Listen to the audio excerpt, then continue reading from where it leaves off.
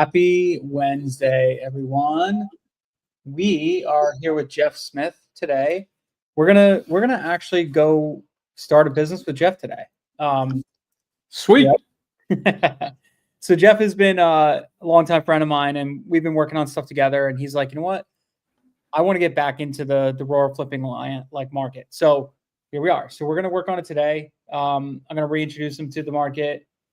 He does have a leg up on this, most people, because he does understand land.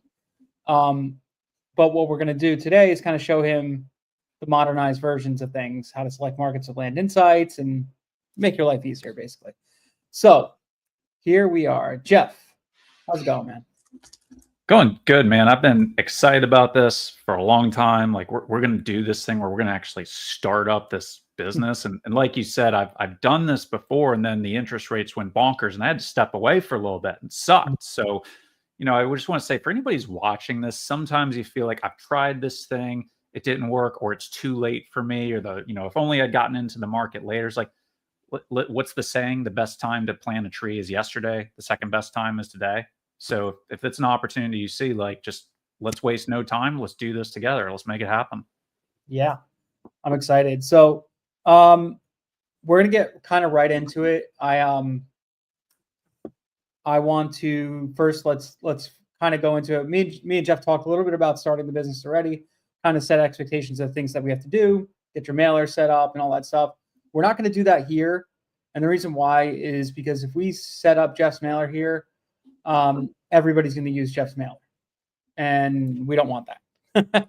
We want it to be, everybody have your own unique kind of thing on it. So if everybody's doing the same thing, guess what? We're all failing. So we're not going to set up the mailer. Jeff's going to do that on his own. He's going to be using Rocket Print and Mail.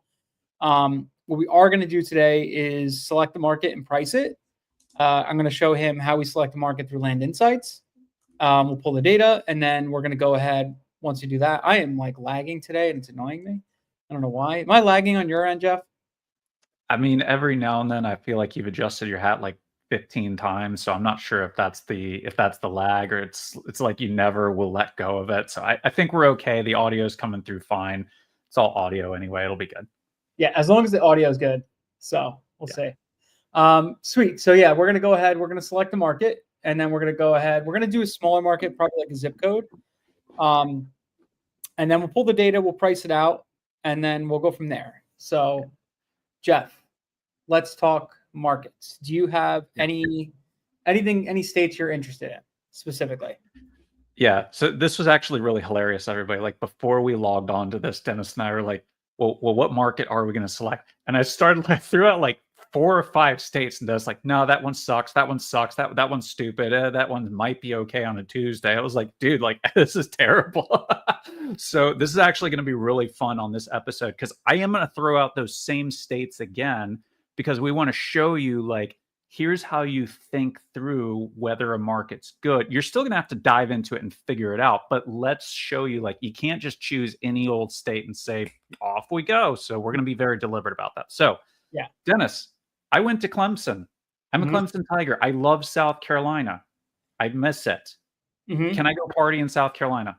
So you can. It just depends on how you like to party, right? So every state has their own intricacies, right? So for South Carolina, double closes are out. If your business model is to do double closes, well, you can't really do them in South Carolina. You kind of can, but it's not easy, like, per se. So that's one thing. Okay.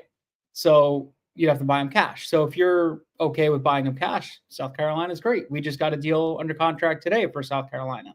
I love South Carolina. So are you planning to do cash, or are you planning to do double closes, or what's the story? I mean, obviously, if we do double close, then our holding cost literally goes to 0 and we just go on with our lives. Now you're saying, okay, South Carolina is not going to allow the double closes. So let's just take the next logical step. If I bought this thing cash, how long do I have to hold it before I can resell it? Right. So if you could buy it and then resell it right away. Like, as you could list it the next day after you purchased it. That doesn't matter.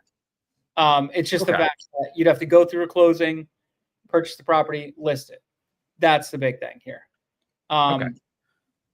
So it's not the end of the world. It just changes things.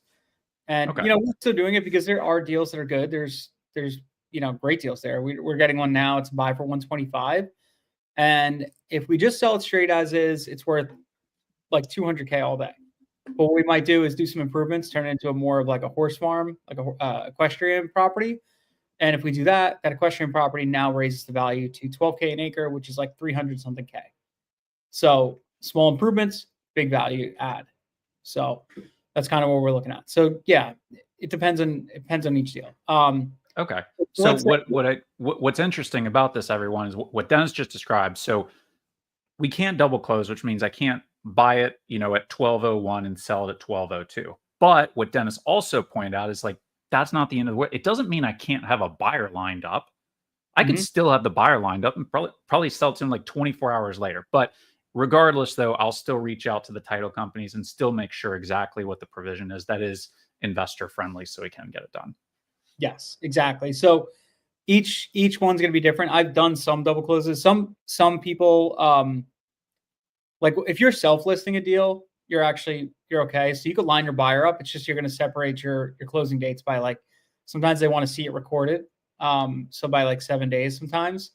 That's kind of like the recording time. So maybe you close on the 1st and then sell it again on the 7th or something like that, right? So you bring in a lender and tell your lender, hey, look, this is going to be 60K hold for a week. I'll give you $1,000. And a lot of lenders will jump on that because that's a pretty good deal. $1,000 in a week. So, I mean, I would take that, right? Or maybe a little more, whatever you want to do. But yeah, so South Carolina is good. Another state you mentioned was Georgia. So Georgia, great state to work in. Problem with Georgia has its own little intricacies, right? With Georgia, the mailer is different. So, yes, exactly. So each state is going to be different. So Georgia has a different rule for mailers. So a mailer has to have a thing that says this is an advertisement. Okay. So, or like whatever it is, it's like a red banner, whatever the case would be. Now that doesn't just go for people that own a property in Georgia. That means anybody who lives in Georgia. So even if you're marketing in Tennessee, but they live in Georgia, you're sending them a letter in Georgia, it has to have that on it. So that's another thing. If you're looking at stuff like that could hold you back too. So a lot of times what would happen is they'll actually tell you like Rocket Print and Mail will pull those out. And when they pull them out, then you obviously are not mailing those people. So you could actually get that list separate, create a new mailer that's just like your Georgia people, which is pretty cool. So another little tip. Okay. That's interesting. So I'm going to post these tips and comments, guys, and Dennis will probably pop up a couple of them to highlight as he discusses. So we got 2 gold nuggets so far. Check your state regulations on time frame for closing, getting deed transferred, and now the second tip. Hey, here's this one thing in Georgia. Talk with your mail house and make sure. Hey, is there anything that I need to know about before I start mailing these people? Yep. And like we just did a deal in New York. New York is different because you have to register your LLC with the state to do a deal in New York. So when you do that, if you're not working with a good attorney, you might actually like delay your closing by a couple weeks. So you can, yeah. So if you're licensed in SC, you can double close. If you're a licensed GA, you can mail without a disclosure. Boom. See, Kay is crushing it. Me and Kay are trying to set up a time to hop on a YouTube live. We've been back and forth. We just have to work it out, right, Kay? So yeah, so see, these are little things you learn. In New York, you have to register your LLC. An attorney could do it for you. They actually did it for me 7 days before my closing, and it was all just part of our closing package. So that's that. So yeah, each state is going to have its own little rules and regulations. So it's not just the big swath. You can't just pick the hottest of the hot and go and like, let's just go here, right? It doesn't work like that. You have to look at the little tidbits of each state. Okay, so let's do this. So you're looking to do what type of marketing? Is it rural infill, rural recreational, or just regular infill, or what type of marketing are you looking to do? So I would like to do the rural recreational model. Okay, so I'll show you guys on a map quickly. Let me pull up. And just while Dennis is pulling up, for anybody in our studio audience from my channel or whatever, you're parachuting in this the first time, we talk about different types of land. There's the infill lots where it's like, 5,000, 10,000 square feet. Somebody's going to put down a house. Then we have our rural infill, which is probably getting to be a little bit of development grade. And then rural recreation, we're probably half an hour or so at least outside of a major town. Somebody's going to throw down a mobile home. They want to do it for hunting. They want to take their four-wheeler out there and tear it up in the mud, something like that. So that is where we're going. And the reason that I'm selecting this is because as I'm building up my land business, and you can pop over to my channel, Dirty Money Podcast, if you're here. There's a gentleman I had on, and he was talking about doing development. Well, the cash conversion cycle for development is like a year or two. So we want to have something that's a quicker cash conversion cycle, even if it's 3 months. That's okay, because that's what's going to allow you to take down these bigger projects that take so much longer. Mm-hmm. Exactly. So this is, if you're looking to do like your recreational land, that's going to be like, typically it's about like on average about 45 minutes outside of a major metro to 2 hours. That's your like rural recreational. Your rural infill is going to be with right outside the city limits. So I'm going to show you guys on a map what exactly I'm talking about. So let me go here. Let me go present, share screen. So when we talk rural rec, when we talk all this stuff, we could look at this map. This is the best way to kind of look at it. This is just Google Maps, whatever. You can look at this in Zillow. But here's Charlotte. Everybody knows Charlotte, right? This would be your city. Anything in the white pretty much is your inside city limits for the most part, right? So all these areas are like mostly developed, and that's typically why they're in the white area. And then all this little kind of like border around here is all of your like, this is your rural infill. This would be the stuff like right here. This is the path of progress of where eventually Charlotte will expand to, right? So they'll go from here, they'll start expanding out more and more kind of northwest, southeast, all over the place, right? So this would be like your rural infill. This is where you have some like 5 acre, 10 acre, 20 acre subdivisions, right? Where it's like a small subdivision of like 1,000 acres. They cut it up into these 5 or 10 acre lots, right? So those are going to be all out here. People are going to put mobile homes on them. Later on, they're going to sell to a developer for a bunch of bucks. That's what's going to happen. Rural recreational is like all this stuff. This is like the stuff between Charlotte and Raleigh, or Charlotte and Greensboro. Like this whole area is like your rural recreational. This is where people want to get away from work and they go hang out at their camper for the weekend and just do their thing. So this is the stuff we play in a lot.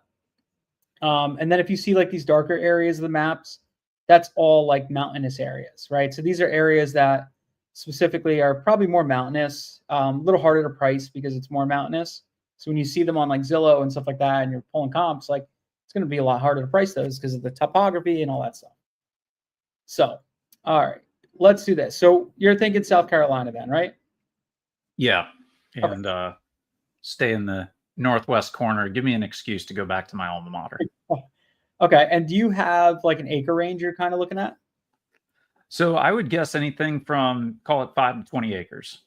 All right, cool. So 5 to 20 acres. So let's do this. Let's look at we could look at 5 to 10s. You could look at 5 to 100s. You could look at 10 to 20s.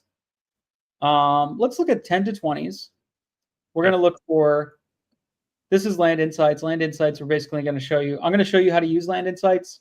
You're probably going to start with doing it on your own, where you're going to like go through and build out your own spreadsheets. But I'm going to just show you real quick how to use it here. We just get a better layout for this. Cool. There we go. That's what I wanted. Sorry. So you're probably going to end up doing this on your own, but I'm going to show you like once you've done a couple deals, or if you want to speed up the process, sign up for Land Insights. This helps you kind of like pick your marketing a lot quicker. So what we're going to do is we're actually going to go on the zip code level. It's a lot easier to price a zip code than it is to price a whole state, whole county. So you're interested in this kind of area right here. Now, Dennis, why is it easier to price a zip code than a county? So everything is different. Like if you go look at a county, how big it is, and you try to price that entire county with the same exact pricing, it's not going to work out. You're gonna fail. So unless it's a homogeneous market, some markets are homogeneous. What that means is basically you can the pricing on the west side of the market is the same as the left side of the market and same as the south side. You see that a lot in like Texas or Oklahoma, areas like that. Their Gini score, which we'll talk about later, is pretty low, which means that it's very homogeneous. Areas like this, where in South Carolina, you're affected by like how the proximity to a highway and the proximity to this and like how close you are to a state forest, pricing might change. So when you go to a zip code, a lot of times things inside zip codes tend to trade a little bit closer than they do outside of zip codes. So I like to look at the sell-through rate for like the 6-month sell-through rate. My average is the things I like to look at. My minimum marketing parameters typically are 15% sell-through rate on the 1 month. I like to look at least 50% sell-through rate on the 3 months, 75% sell-through rate on the 6 months, and 100% sell-through rate on the 1 year. The thing I mostly focus on when I'm looking at a market, though, is going to be the 6-month sell-through rate. And what I'll do here is I'm going to change these states. I'm going to get rid of everything. Contains, let's see, apply. We're going to look at, we don't care the county. You also want to look at stuff if you don't have enough comps. So like I want to make sure there's enough comps sold in the last year in a zip code. So I'm going to say greater than or equal to at least 5 comps. Since we're in a smaller range, this 10 to 20 acre range, if you have 5 comps in a zip code, that's more than enough to price a market. So we're going to look for, in the last year, we're going to have at least greater than or equal to 5 comps. So you can do this by yourself, Jeff. You could sit here and, build out your STR rates. It's pretty easy. You go on, you look at the 1 month, 3 month, the 6 month, and the 1 year, put it all in a spreadsheet, find out all this data, whatever. Totally easy to do. It takes a lot of time.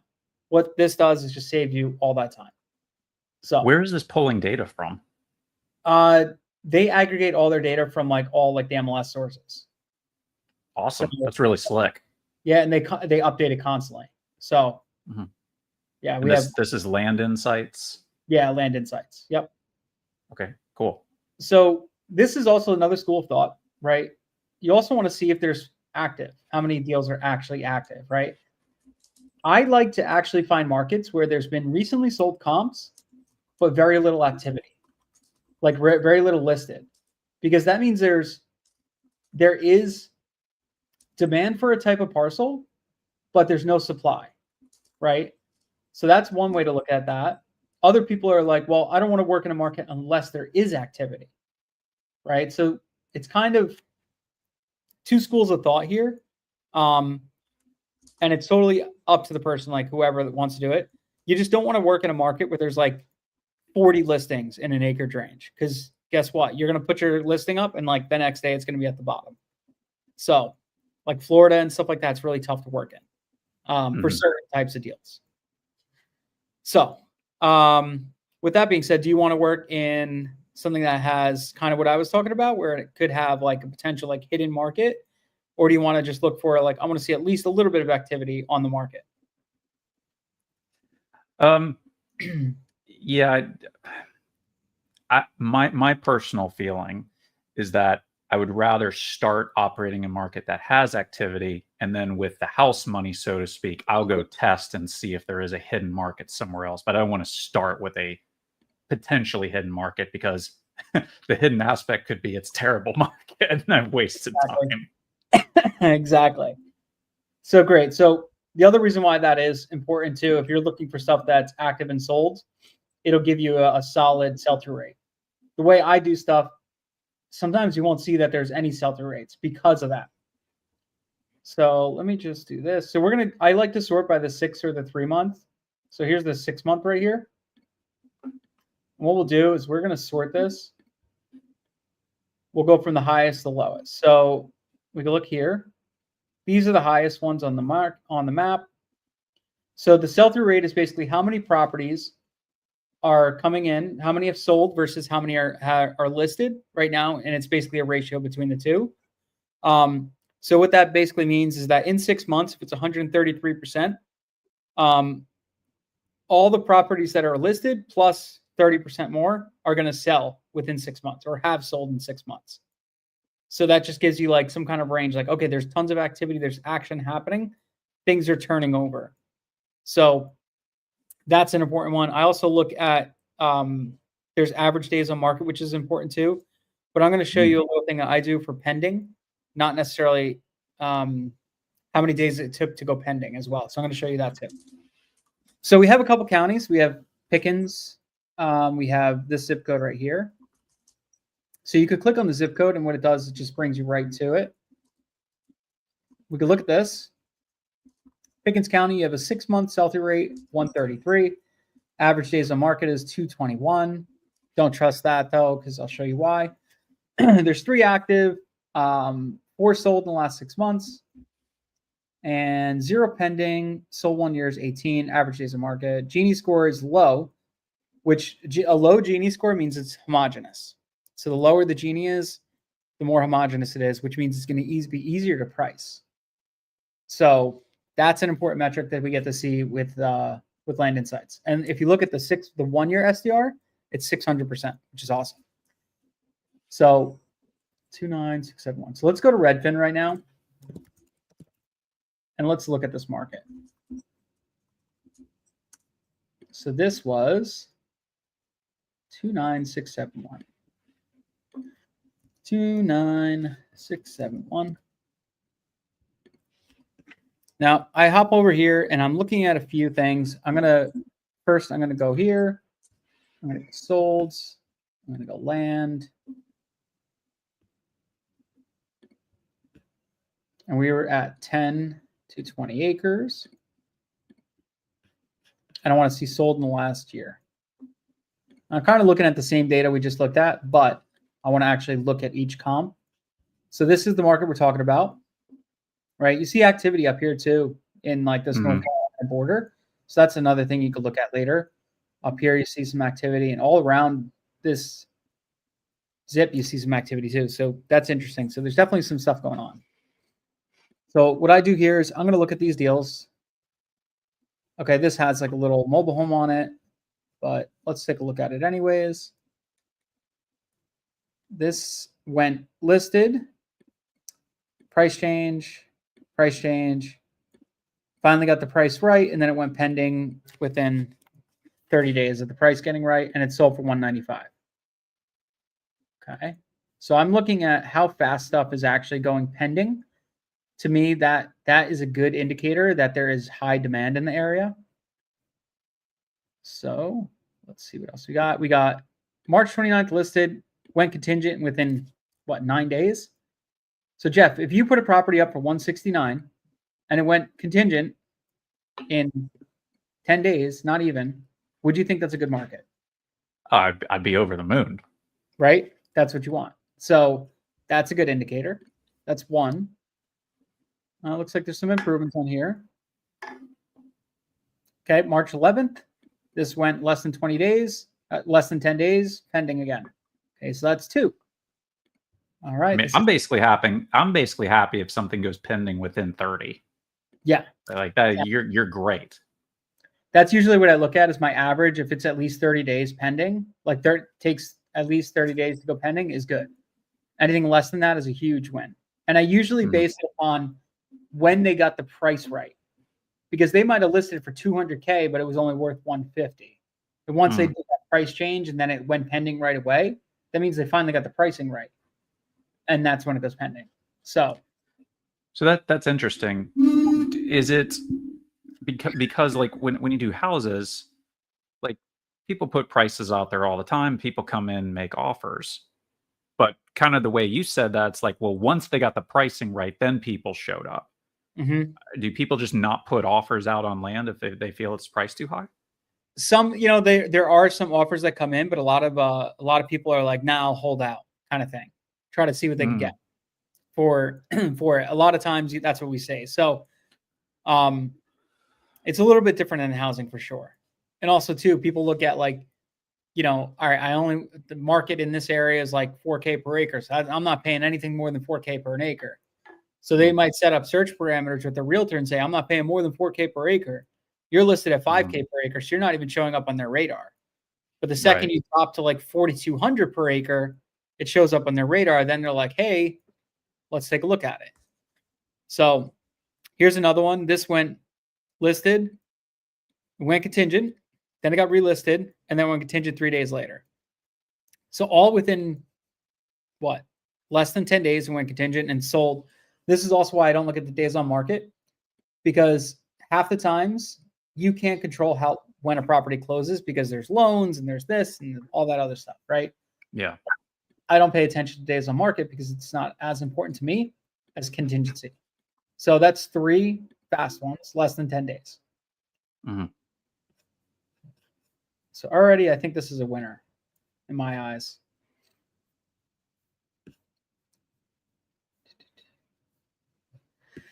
Okay, whew, that's a lot going on here. Whoa. Yeah. This Well, probably that's got to be the most frustrating experience ever. You're contingent, you're not contingent, you're not contingent. This is probably like 3 or something like that, and which is why that usually happens. That's usually a good indicator of a bad property. So we'll pass that one. And this one, listed active, price change. See, look, they listed all the way at 240. Ooh. But then they went down. And this is in November of 2022. So this is a long time to sell. They went back and forth and back and forth.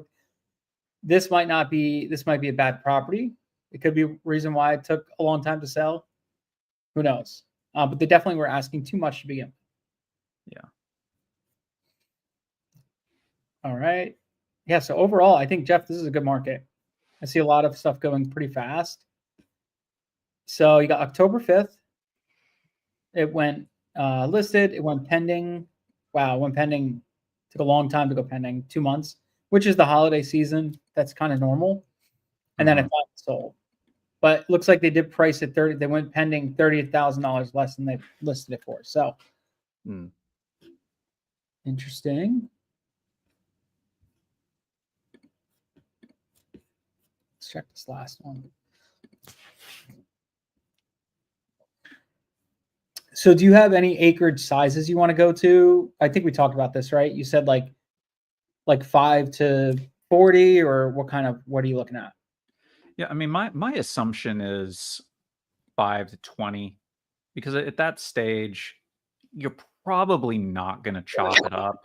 Once you start getting north of 40 or 50, you're starting to look in subdivide territory, which I want to do, and you and I are going to do. Yeah. But again, it's cash conversion cycle right now. Let's just take let's take the quick hitters and keep the cash coming in. Yep. We've noticed actually majority of deals are actually typically in the 5 to like 30 acre range. That's the majority of what deals are actually moving. People are actually buying, selling, all that stuff.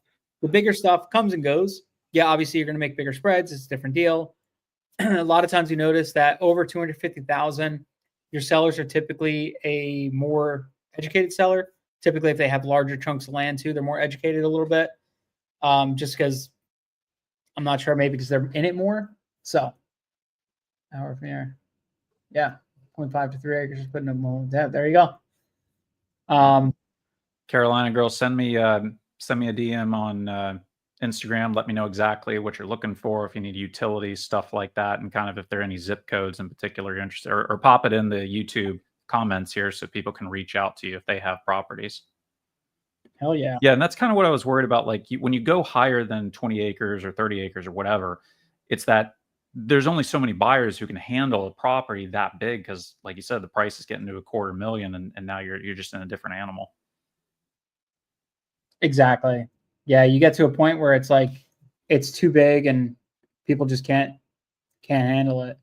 It's hard to we're actually going to do this. What county were you? Pickens, right? Yeah, that's what I thought. So we're going to do Pickens, South Carolina. We're going to do 29761, 29761. We do acreage ranges. I like to pull like 4 acres to like 31 acres, right? So I kind of go a little low and a little high because you get like that. A 4.9 acre is still just as good as a 5 acre. You know what I mean? So I always like to go like a little bit lower and a little higher. Yeah. Max improvement range. So I like to put like max improvement so I don't get a bunch of deals that have like houses on them and all that stuff. So I'll always put like a max improvement acreage of like 5%. Oh, thought that was $5. No. What can you even do for $5? So the seller, this is another thing. Do you want to include out-of-state owner, or do you want to include any of these things like out-of-state owners, like take out anybody that's only owned it for like a couple months or something like that, or what? So I think maybe what we'll do is there is and everyone, like there is a point where you can over filter something. Like Yep. Dennis and I could filter this thing down to like the absolute perfect avatar, and we're going to get 2 people, right? So there is something like you have to be a little careful of this. So when I look at something out of state, like South Carolina is not exactly, none of the states are particularly tiny except Rhode Island. Houston is bigger than Rhode Island. Okay, so maybe I'll go out of state there. But South Carolina, you could have somebody who's living on the southern tip. They never come up here because it's a 3.5, 4 hour drive. So I'd probably be either out of county or maybe just out of zip code. Because if you're within the zip code, you're certainly going out to this thing. Right. If you're out of county, like, so anyway, I'd say out of zip code. Okay, cool. And then any max ownership, like the minimum. So I like to do, we've noticed that primarily most of our sellers have owned the property for 10 plus years. So yeah, that's so something. I would say, this is kind of another one of those things like, 10 years, that's probably the majority. So let's throw in there like they've owned it for 7. Okay, so that's how many months? 7 is 84 So that'd months. be 84. Or no, I can't even math right now. Yeah, No, it's 84. 84. Yeah, 7 times 10 times 7 times 2. Yeah, so 84. All right, so you got 3,000. We're gonna take. Let me just check this. Okay, cool. So let's just check this. I want to check this. Let's turn off some layers here. I'm going to take let's put on the county layer, put on the zip layer. Let's remove our comps. And cool. We're going to keep all that stuff off. All right, great. So let's just zoom in. I want to look at some of these parcels. Okay, so let's just check. So this guy, he lives in 29. So you can see right here, this owner's mailing address is 29385. So he lives out of the zip. So it's exactly what you want.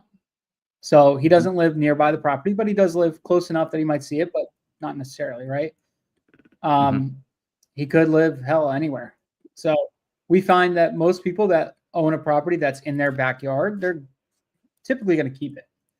So that's one thing we definitely notice. So we tend to like get rid of those people because they're not going to, they're less likely to sell.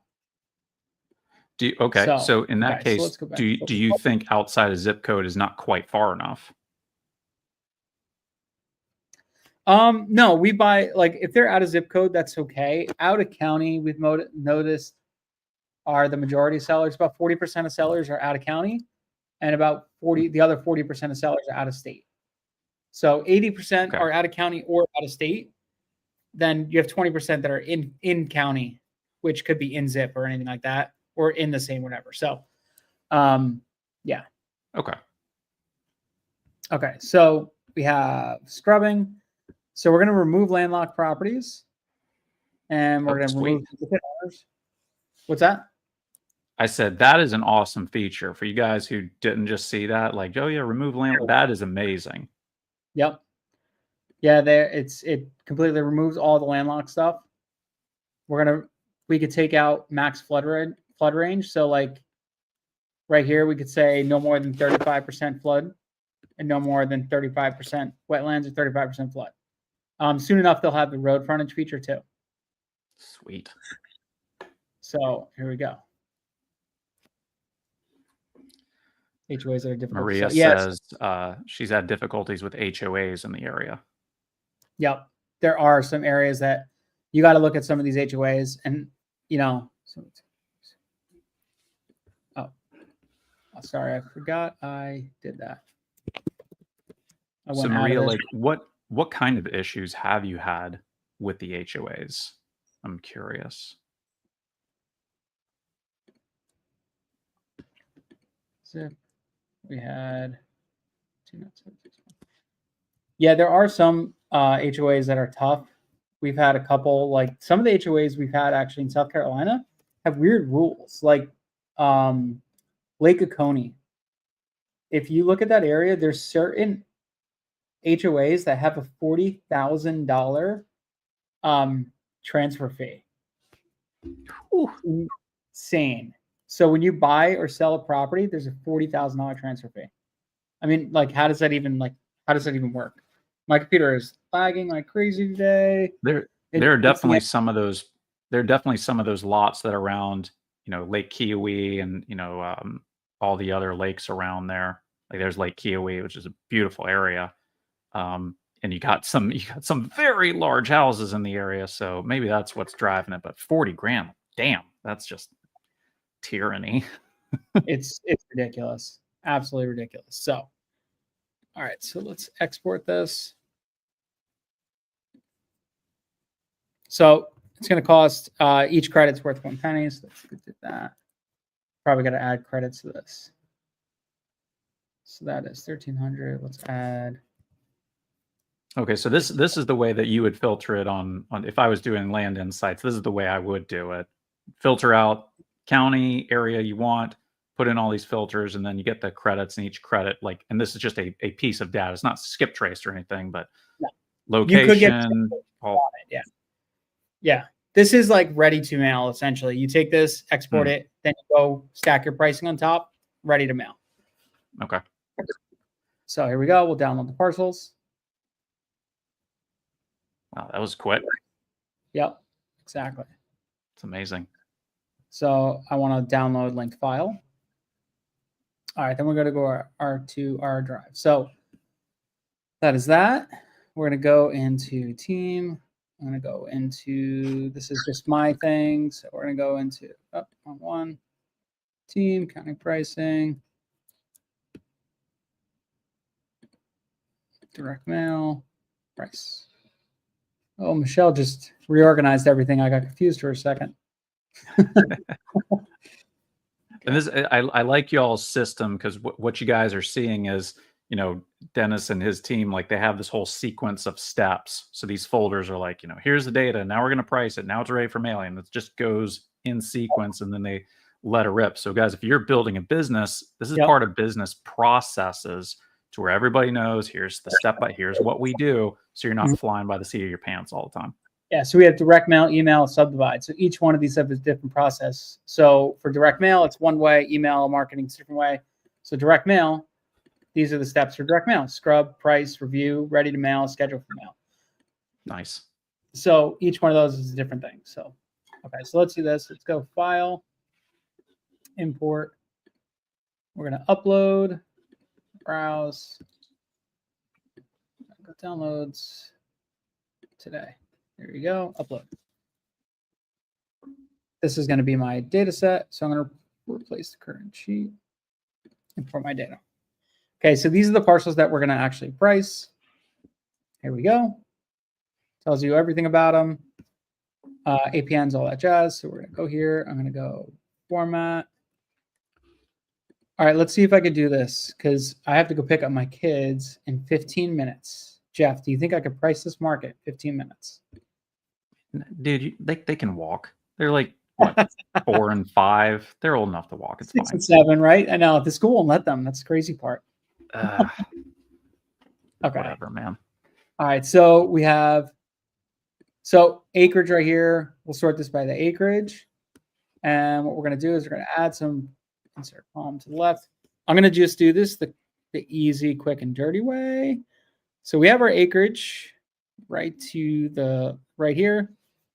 So first one is going to be price per acre, and we're going to do market price, and then we're going to do offer price. Okay. So, and when you say price per acre, this should be like the retail price per acre, and then you have your total market price as you multiply it out, and now you have your right. Got it. Exactly. All right. So now what we're going to do, so we're going to go back into Redfin. We could pull this data again from Land Insights, but I'm going to show you how to do it on here. Mm-hmm. This way you could do it later on. So we're going to pull 4 to 40. So here's all the sold land in this area in the last year. Mm-hmm. You're going to go ahead, you're going to download this. Oh. That's why we use Redfin. Redfin allows you to download. Awesome. Yes. So we go here. I'm going to go to File. I'm going to go to Import, Upload, Browsing. I'm going to go to Upload.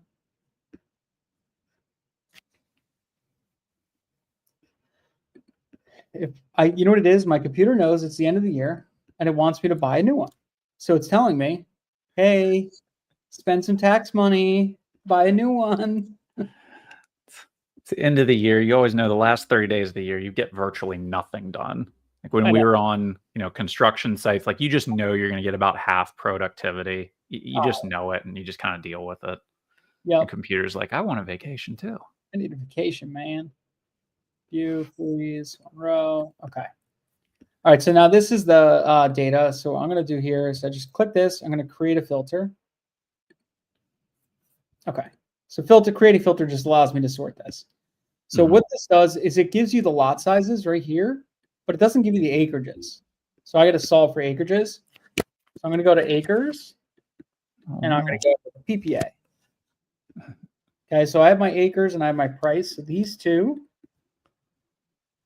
are going to be formatted as currency. So we're going to go to numbers. In one of my stupider moments when I did my first land deal, the realization of how many square feet in an acre, it finally dawned on me why we do this. Yeah. Some guys like, yeah, I'll buy it like $7 a square foot. I'm like, man, that sounds cheap. We'll multiply it by 43,560. You go, oh my God, that's a lot. Yeah. Yep. So what I just did is I took the lot size, which that's how big a lot is in square feet, and divided it by 43,560, which is how many square feet are in an acre. And then boom, here you go. It spits out our acreage. So sort that A to Z. Get some weird ones right there. So we'll have to look at that. And then I'm going to take this. I'm going to take my acreage size and divide that by my price. Or actually, I might have just did that wrong. My price divided by my acreage. Sweet. And I'm going to get my PPA. Oh, that was supposed to solve now. Okay, good. Here we go. All right. So this here is we a go. comp sheet you're building, basically. Essentially, yeah. Now what I'm going to do is I'm going to look at these and say, I'm going to get rid of some of this information that I don't need. Okay, let's get rid of this. I also am going to get rid of some other information, some other columns right here. I'm going to get rid of a couple deals. So what I want to look at is just the ones that came from the MLS. I don't like looking at public records necessarily because some of that stuff could be just like wrong. They just put it up there. So I'm going to remove those entirely. So you can see the source. This is Greater Greenville, WMLS, all that stuff. Those are the ones, the comps that I want to look at. Everything else I'm going to pull out. If they don't have a thing in there, it's because it wasn't an MLS thing. It was just like recorded. That could have been an interfamily transfer, sometimes a duplicate, whatever the case may be. Hey guys, so while Dennis is doing this, we've been going here for 45 minutes. Type it, comment in the chat. What have you learned here from Dennis that you didn't realize before? Or what have you done in already building up your land business that was a super helpful aha moment? So show up in the chat, give some love to Dennis for all this value he's giving. Thank you, bro, for doing all this. Is amazing. Let's learn together. What have you guys done that has worked? What did you learn here and what have you implemented? Let's go. Love it. Also, too, guys, drop comments below and tell me like other things you want to see. Like, I need a comment, not necessarily just here. I want to comment on the video. I also want you to like and subscribe because we need to be able to do more of these videos. So I need support to be able to do those. So tell me what you want to see. Tell me the types of deals you want me to underwrite, and I'll look at, and I will gladly do it. Sweet. All right. So we see here what we kind of want to see is we're going to do some averages equals. I'm going to do an average of ranges. So let's do 5. We'll do 5. Got a couple in this 5-acre range. Let's do an average of the 5 acres. And then I'm going to do equals average. I'm going to average out a couple of these here. Probably need a couple more. So I'm going to actually go, let's go 5.7. This one, I know I'm blending some in there, but that's okay because I'm just trying to get a good average of the market. This was a fairly homogeneous market, so it should be a little easier price. We'll grab like 3 or 4 comps per range.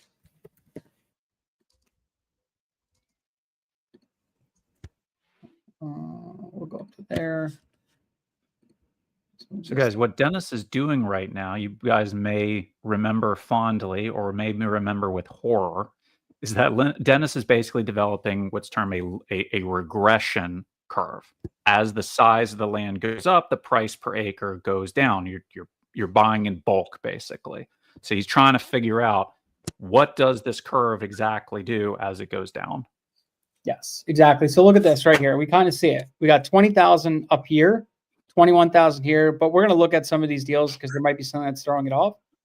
Then it slowly goes down 14, 14.2, 13.6, and 11. So as you go bigger, it gets smaller per acre. So I'm going to look at real quick is I want to look at any of these that are kind of like outliers. So why is this trading for 26,000?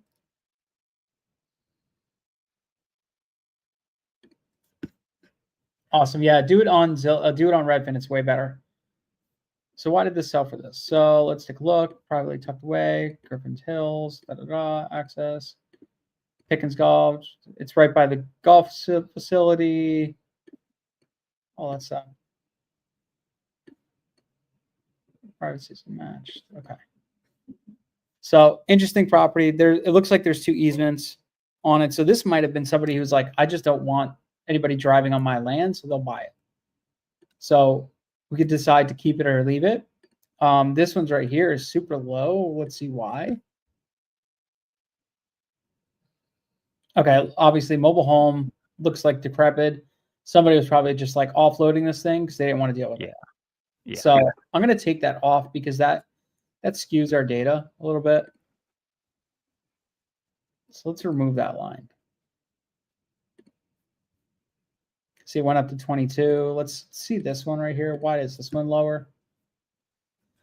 The goal here is to get as accurate as possible without like racking your head against the wall, right? Mm-hmm. Multiple home site locations. This is a nice property. It's surprising it sold for so little.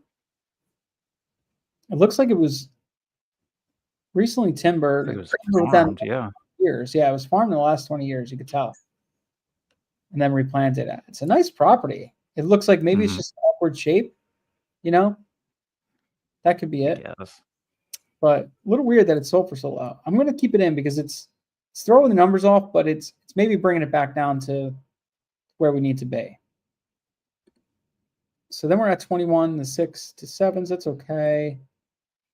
This dropped off quite a bit once we hit 10 acres. So we might have to feather that in a little bit. I don't see any outliers, like nothing that's crazy trading low or high. And the rest of the way, yeah, I don't see any outliers, right? You don't really see anything that's that different, right? Mm-hmm. Yeah. Yeah. Okay. So Maria in the comments talking about subdivide. So Maria, if you want to hop over to my YouTube channel, I actually did interview somebody who's doing a subdivide. Go check that out. And yes, Dennis and I will be doing a episode on that later. And then I had another comment on my Instagram on finding developers. So we do have a lot of these things planned for you guys because a lot of you are in different aspects of land. So we will definitely be bringing that to you. All right, Cool. So I'm just going now. I'm going to mark all these. I'm going to drop in some PPAs and we'll feather that in later. Okay. So what I'm basically doing is I'm taking the numbers that we had over there. So these right here, these averages, and I'm going to drop them in over here. So 21,725.12. So I'll take this and actually let me do this first. So I'll go equals the market price. I'm going to take the acreage size and I'm going to times it by my PPA. My You offer can do price. acreage or calculated acres, So or does it matter? it doesn't matter. This is what's listing with the county. This is calculated acres based upon like the square that's inside Land Insights. You could do either one. I mean, it's a small difference, but it could adjust your price a couple bucks. So, I mean, yeah, either way, which one would you rather do? It's up to you. Well, when you're talking with these guys, do they seem to pay attention more to the price per acre or the total price when you talk to them? Or you guys really just send it out like, you have 4 acres, this is what we're offering you? Yeah, I mean, we'll basically take whatever on the county and say, hey, look, in your 4.2 acre parcel, we're offering, $88,000 for your 4.2 acre. The calculated acre could be incorrect, could be correct. I don't know. It depends on the deal. So, Okay. Well, we'll just do it. Yeah. So I think really the key in all this, it's probably not one of these things to get too crazy about. But what I do realize is when I send my letter, I want to make sure that I show I'm calculating this based on 4 acres. So if you come back and it's 3.8, I'm going to scale it back based on survey per house. Exactly. Okay, market price. Are you looking to send offers? We typically send offers between 45% to 65% for larger parcels. Where do you kind of want to be at? So let's put it at let's call it 55% just to get the phones ringing. All right. So, well, that is wrong. So we are really premium buyers here. We buy at 55 times multiple. Okay, so offer price is 55,000. Now, what I'm going to do here is I'm going to just take this and project it down the whole sheet. Sweet. And then my formulas are all there.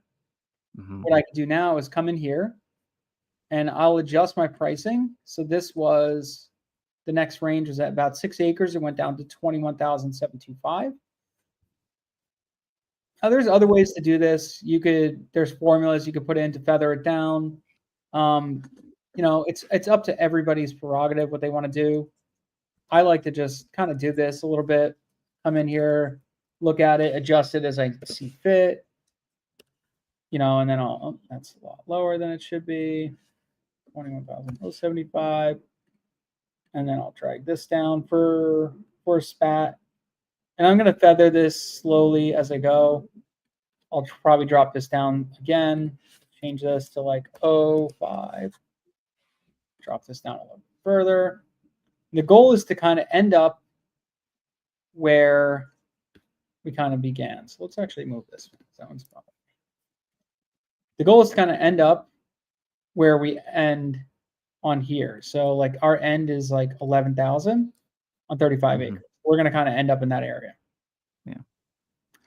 So Zareen says, do you offer a price on the property appraisal site or a percent above that amount? So Zareen, you'll have to go back into this video a little bit. So Dennis basically has run comps on the market, and then we're running a percentage of the market comps. The appraisal, it used to be that like on infill lots, you could kind of go off appraised value. And if you got it at the tax value, it was good. That doesn't seem to be really holding true in this particular market right now. Yeah, every market's different. Like their appraised value versus it's how they appraise it and everything like that. And for most taxpayers, you actually want your appraised value way lower than your market value, because that means you're paying less taxes. So I hope that my appraised value is less than it's worth. All right, so I'm just going to keep going down, and then this isn't the final step. We're going to go back and we're going to comp deals. And once you comp deals, you kind of get a better feel. Like I actually think I got to drop this even further. Let's start dropping this by like 18,000. Once you've comped a few of these deals, you look at them and you're like, yeah, you know what? I think actually I got to come up a little bit. I got to go down a little bit until you kind of get to a point where you're like, I think this is acceptable, right? and even if you're off by $1,000 here, it's not the end of the world, because if you think about this, we're offering a percentage of a market value that we've made up in a way. You know, we looked at the comps, but we changed things, we moved things around to get it to fit our needs. So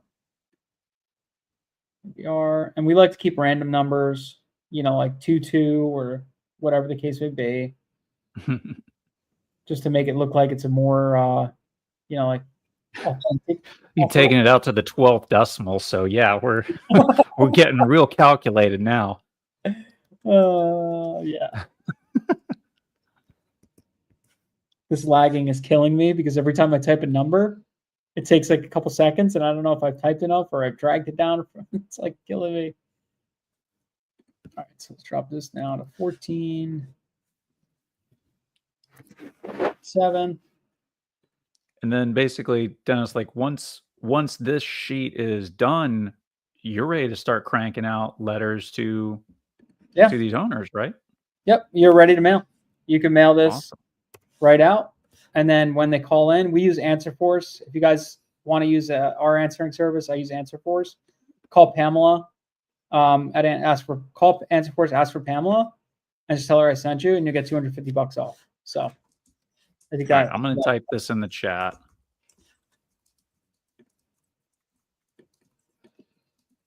I have a referral I could drop to you. Just let me pull this. Yeah.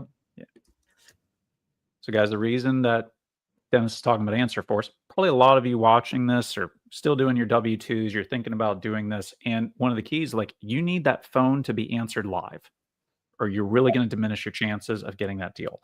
So AnswerForce is just a service, and they're not designed to negotiate. They're just designed to take the call and read a script.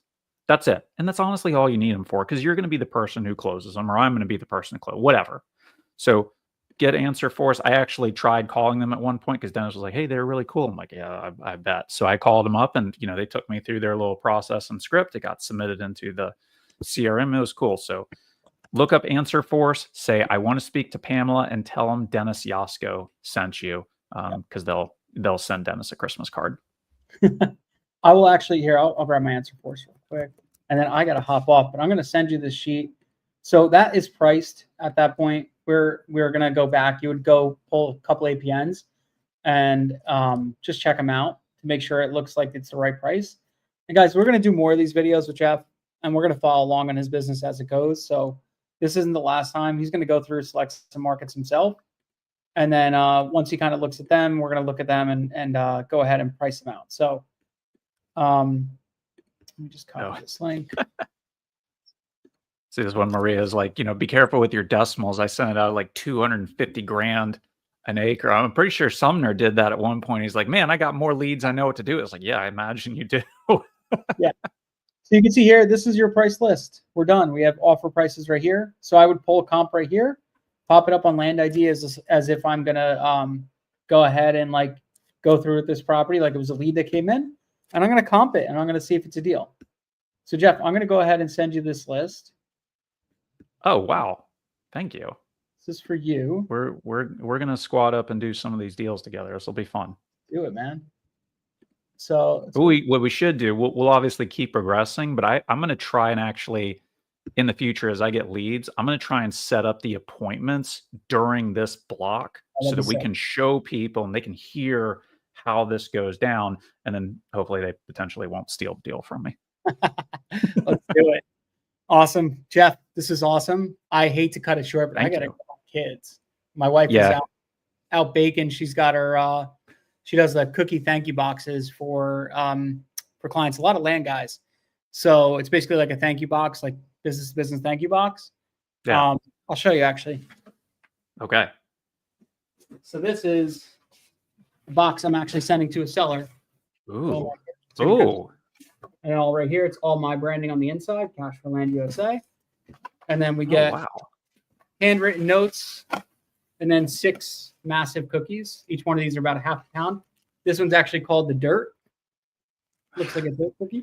It's going to add half a pound to everybody who eats that. Oh, yeah. Then we got sea salt chocolate chip, rainbow sprinkle, whatever you want. But yeah, this is her business. So I send these out to clients, close, title companies, all that stuff. So she's got couple hundred of these going out. So she's out baking right now. Why didn't you tell me about this? I need to order some cookies. Oh, dude, All I'll right, send you. go get your kids. That'll actually be a fun episode because this is gonna be so much fun. All right, guys, send Dennis some love on Instagram, YouTube. Tell him how much you appreciate him for doing this. I sure do. Thank you so much for all of this, guys. Answer Force, tell them Dennis sent you. If you're interested in land insights, send Dennis a DM so he can hook you up, and also reach out to him and say, I need cookies submitted to my customers or my family for Christmas because I forgot to do anything. Yeah. Yep. Which reminds me, I got to go Christmas shopping. I know. I got to do that too. Awesome, guys. I appreciate it. I will see you guys soon. Jeff, I can't wait to do more of these. Hell yeah. Let's do it. Talk to you later, bro. Thanks, guys. Later. Bye.